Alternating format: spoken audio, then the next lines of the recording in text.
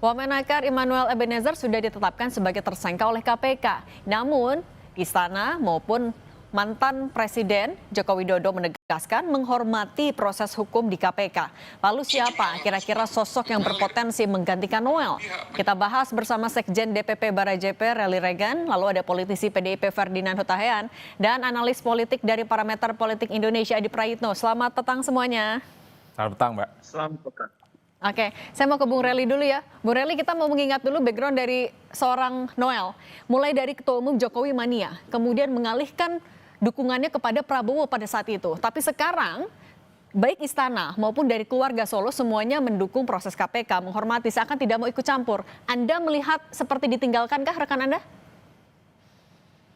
Iya, kalau kita lihat nih proses hukum yang berjalan, apa yang dilakukan OTT oleh KPK itu kita dukung proses hukumnya.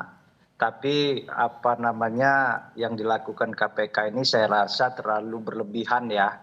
Kenapa? Oh iya berlebihan dong. Apa mobil motor yang dipajangkan itu kan itu bukan menunjukkan ekspektasi dari barang bukti yang bersangkutan.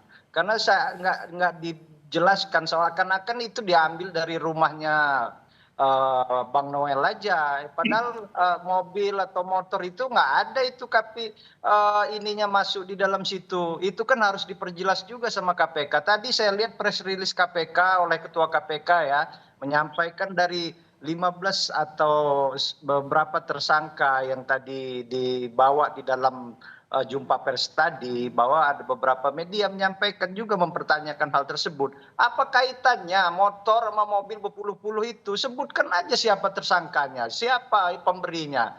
Dan recehan amat KPK ini. Banyak juga yang besar-besar yang lain. Itu Kejaksaan Agung itu ratusan triliunan yang diiniin. Ini aduh, ini sistem ya, sistem. Bang Noel itu sudah turun, saudara Noel itu sebagai wamen turun mendobrak penahanan ijazah. Tapi sistem jaminan kesehatan ketenaga kerjaan itu di dalam itu yang memungkinkan itu kan pegawai, ada aturan sistem yang sudah dilayangkan kepada seluruh perusahaan itu untuk melakukan pencegahan supaya proses pemberian sertifikat itu tidak ini. Jadi saya rasa ini apa ya, kita hargai adalah proses hukum yang berlaku, tapi memang saya rasa tidak pantas ya, sebenarnya lebih banyak yang lebih big kalau gitu, kasus lebih besar daripada nah, kalau gitu, tapi Bung Rely, kita kembali lagi ke kasusnya. Ini kan sudah ditetapkan sebagai tersangka, tapi dari pernyataan semua lingkaran istana, semua keluarga Solo, mereka seakan-akan ya menghormati saja. Anda tapi merasa rekan Anda ditinggalkan tidak oleh baik itu istana maupun juga keluarga Jokowi? Enggak ya, kita juga hargai proses hukum, apa yang dilakukan oleh KPK, kawan-kawan di KPK. Tapi yang maksud kita, saudara Noel tidak layak juga diperlakukan seperti itu, bahwa seakan-akan hasil gravitasi itu mobil puluhan sampai disebutkan 20 motor. Ini kan seopos ya, cari sohor aja pejabat publik yang seakan-akan melakukan hal-hal yang ini. Tapi ya KPK sudah melakukan, ya kita dukung. Ya tidak ada persoalan tinggal meninggal ya. Dari periode pertama Pak Presiden Jokowi, yang kedua juga proses beberapa menteri di kabinet juga ada yang tertahan oleh KPK. Saya rasa ini proses hukum ya, memang semua apa yang dilakukan oleh KPK itu tidak ada. Artinya juga menghormati. Kalau gitu Bung Ferdinand, Anda kan juga dulu sempat berada di barisan pendukung Pak Jokowi bersama juga dengan Noel. Tapi kan saat ini Solo juga kayaknya nggak mau ikut campur. Kalau Anda menangkapnya seperti apa?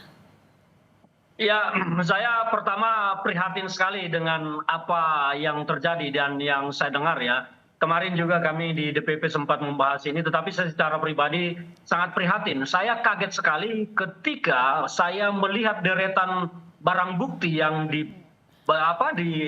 ditunjukkan oleh KPK atas OTT yang dilakukan terhadap saudara Noel dan beberapa orang lainnya. Saya dengar ada 11 orang yang ditetapkan tersangka. Saya itu cukup kaget. Saya tidak menyangka kalau Noel itu sudah sekaya itu sekarang.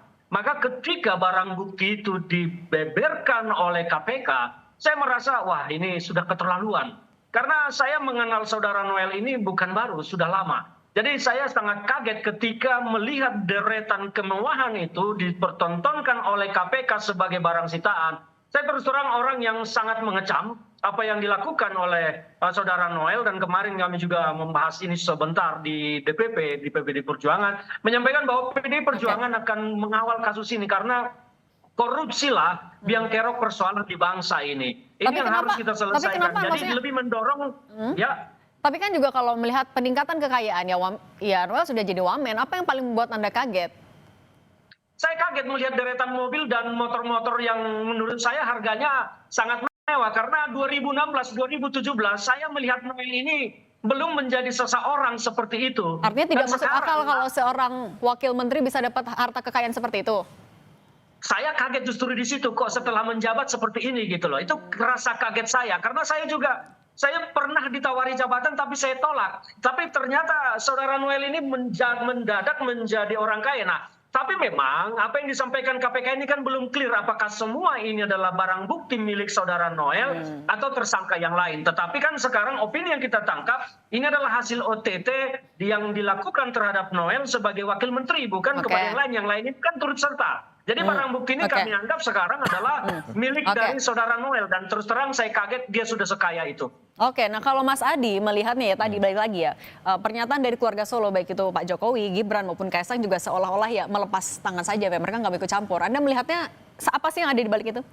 Ya bagi saya secara prinsip siapapun yang tersandung dalam persoalan korupsi dan hukum tidak boleh diintervensi. Jadi biarkanlah hukum ini yang bicara, tidak boleh ada yang membackingi, biarkanlah ini hukum mencari keadilannya. Nanti kita tunggu bagaimana kawan-kawan KPK itu menggelar perkara soal hal ihwal yang terkait dengan operasi tangkap tangan ini. Karena bagi saya ini menjadi sesuatu yang ironis. Satu sisi kita tahu bahwa pemerintah hari ini berkomitmen bahwa persoalan korupsi itu adalah persoalan yang sangat prioritas.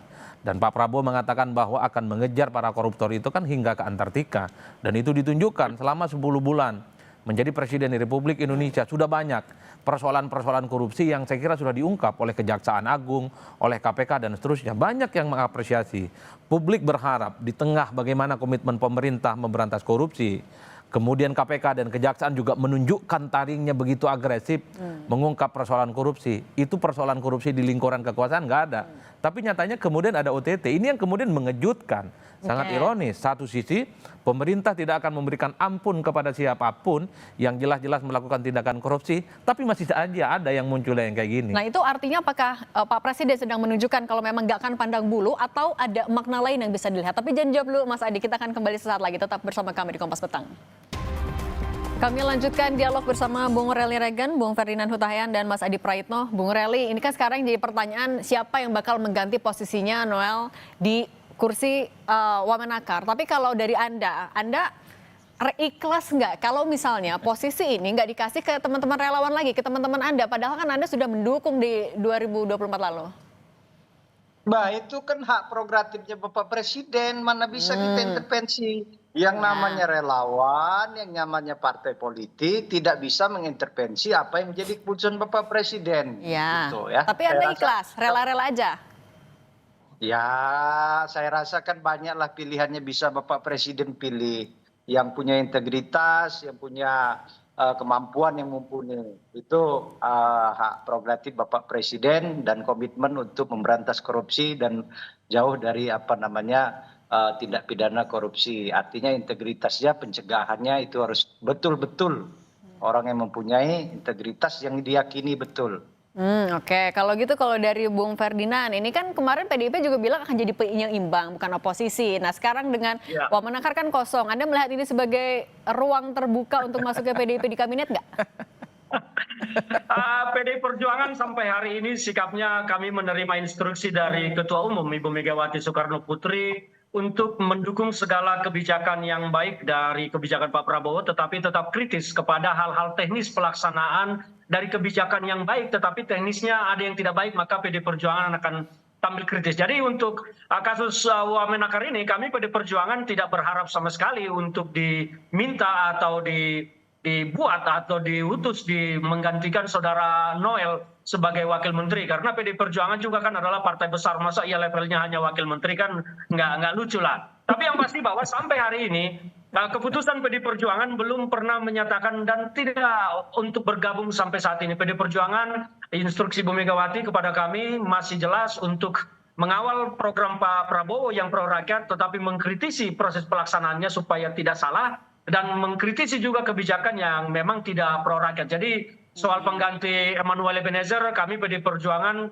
tidak ingin campur tangan dalam hal ini, tapi ya mungkin kami bisa berpesan kepada Presiden untuk ke depan ini memilih pejabat-pejabat memang yang pantas untuk menjadi pejabat. Karena bagi kita melihat di kabinet ini ada beberapa orang yang memang belum pantas untuk menjadi pejabat, dan faktanya Siapa, Bu Ferdinand? sampai hari ini kan di kabinet Pak Prabowo, ya Siapa beberapa orang itu? di kabinet Pak Prabowo ini contohnya masih ada Budi Ari yang tersenggol judi online. Ya, sampai hari ini masih melenggang, bahkan kemarin itu kita dengar sudah pengen masuk jadi di kadernya Gerindra, mungkin mencari perlindungan.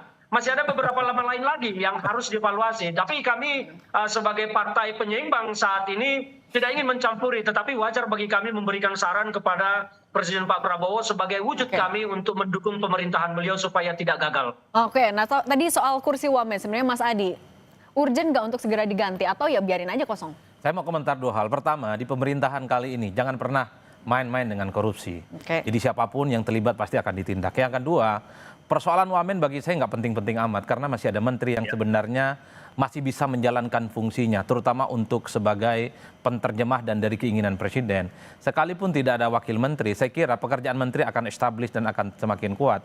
Dan kita juga tahu bahwa persoalan wamen ini kan dalam banyak hal adalah semacam politik akomodasi kepada pihak-pihak yang selama ini dinilai punya kontribusi terkait dengan pemenangan Pilpres 2024 yang lalu. Dalam politik itu sah. Tapi bagi saya persoalan wamen tidak terlampau penting, tidak terlampau mendesak untuk segera dicarikan penggantinya.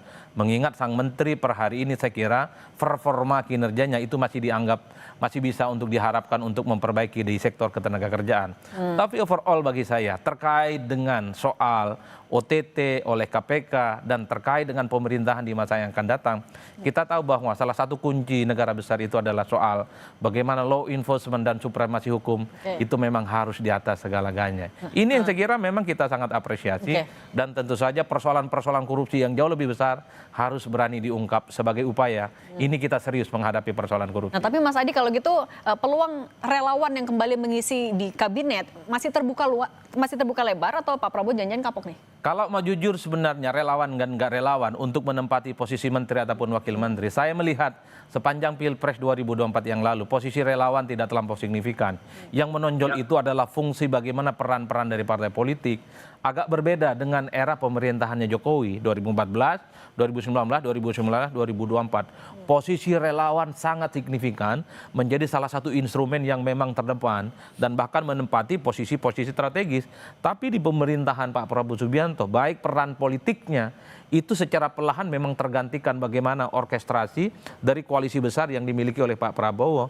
Begitupun di posisi-posisi strategis, sorry to say, tidak terlampau kelihatan sebenarnya unsur-unsur relawan yang memiliki posisi-posisi penting, baik pada posisi wamen ataupun sebagai wakil menteri.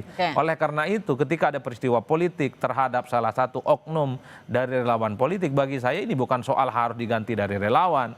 Tapi yang paling penting kalaupun toh ada kebutuhan untuk mengganti posisi wakil menteri, carilah yang memang bisa bekerja dan yang paling penting punya integritas supaya tidak nyerong-nyerong, melakukan tindakan-tindakan yang itu terhindar dari korupsi. Saya kira itu penting. Oke, nah Mas Adi kan kalau kita melihat sosok Noel ini sebenarnya dekat juga dengan circle dari ya Pak Prabowo karena relawannya dan juga Pak Jokowi, tapi bisa tetap terjaring OTT KPK. Ini apa yang terjadi? Akan berpengaruh juga nggak hubungan kepada Pak Jokowi dan juga Pak Prabowo?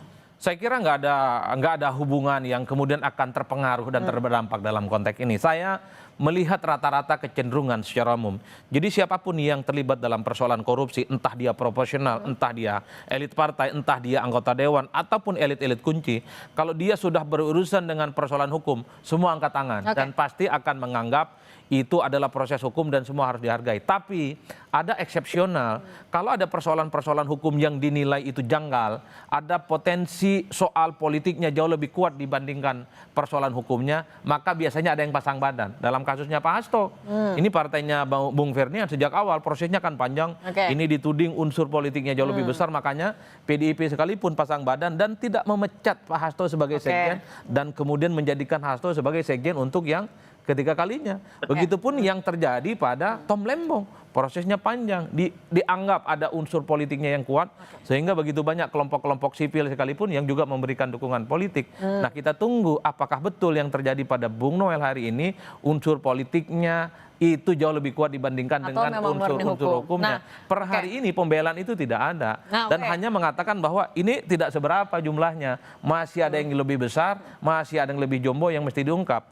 Dalam persoalan korupsi bagi saya kecil dan besar sama aja. Ini harus dibereskan dan harus ditindak. Oke, nah kalau gitu saya mau balik lagi ke Bung Rely. Bung Rely, ini kan juga tidak ada yang pasang badan dan diduga menerima 3 miliar rupiah baru 2 bulan setelah dilantik. Nah, bagaimana Anda akan bisa menjelaskan, meyakinkan ke publik yang lain ataupun juga kepada pemerintah kalau ya relawan tidak semua seperti ini?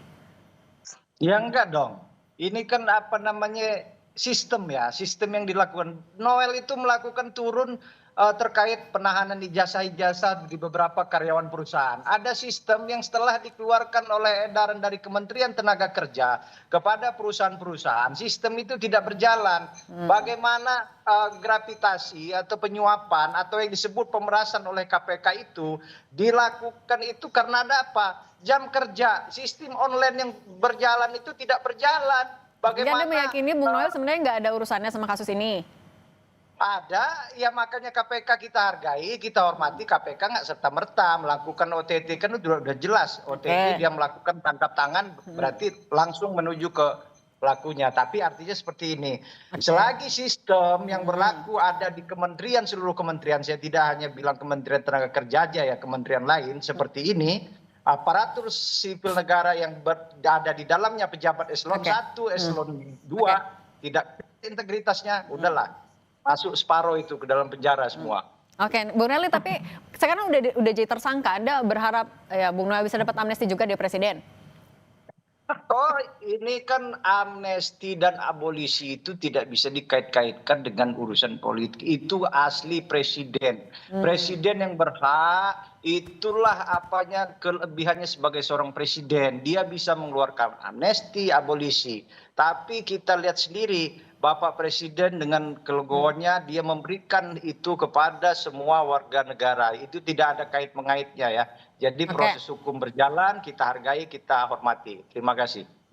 Oke, nah kalau Bung Ferdinand singkat saja, apakah dari PDIP melihat apa yang terjadi pada hari ini adalah bukti Pak Presiden tegas tidak pandang bulu atau ada makna lain Anda lihat? Singkat saja.